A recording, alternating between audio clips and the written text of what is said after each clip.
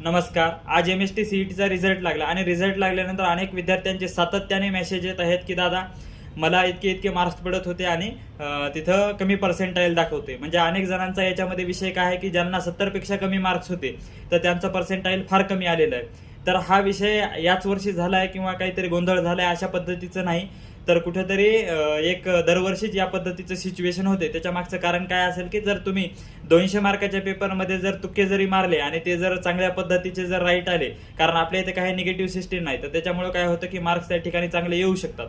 बरं, ज्यांना मार्क पडले चांगले तर त्यांना खूप खूप शुभेच्छा आणि पुढील वाटचालीस त्यांच्या. आणि सोबत ज्यांना कमी मार्क्स पडले तर त्यांनी काय केलं पाहिजे, स्वतः अनालिसिस केलं पाहिजे. स्वतः अनालिसिस म्हणजे काय की आता काय करायचं आहे आपल्याला की ड्रॉप घ्यायचा आहे की मग ऍडमिशन घ्यायचं आहे. ऍडमिशन घ्यायचं आहे तर मग चांगल्या कॉलेज भेटत नाही तर मग कुठं कोअर ब्रँचेसचा विचार करायचा आहे का. बरं, कोअर ब्रँचेसचा विचार करताना आपल्यामध्ये त्या क्वालिटीज कोअर ब्रँचेसला फिट होतील त्या पद्धतीच्या आहेत का, अशा बऱ्याच गोष्टी आपल्याला समजल्या पाहिजे.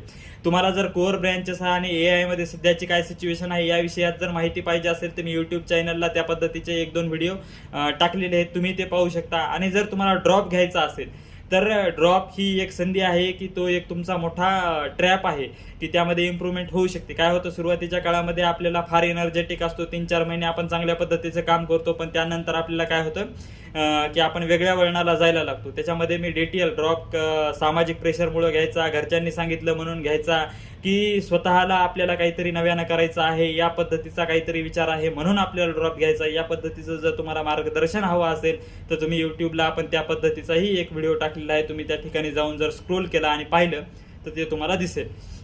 आणि जर तुम्हाला काउन्सिलिंग आणि इतर विषयामध्ये कॉलेजेसच्या विषयामध्ये जर माहिती पाहिजे असेल तर तुम्ही काय करू शकता की बायोमध्ये त्याची लिंक आहे इंस्टाग्रामच्या व्हॉट्सअप ग्रुपची, त्या ग्रुपला जॉईन होऊन तुम्ही मला त्या ठिकाणी संपर्क साधू शकता. एवढंच बोलतो, थांबतो. धन्यवाद.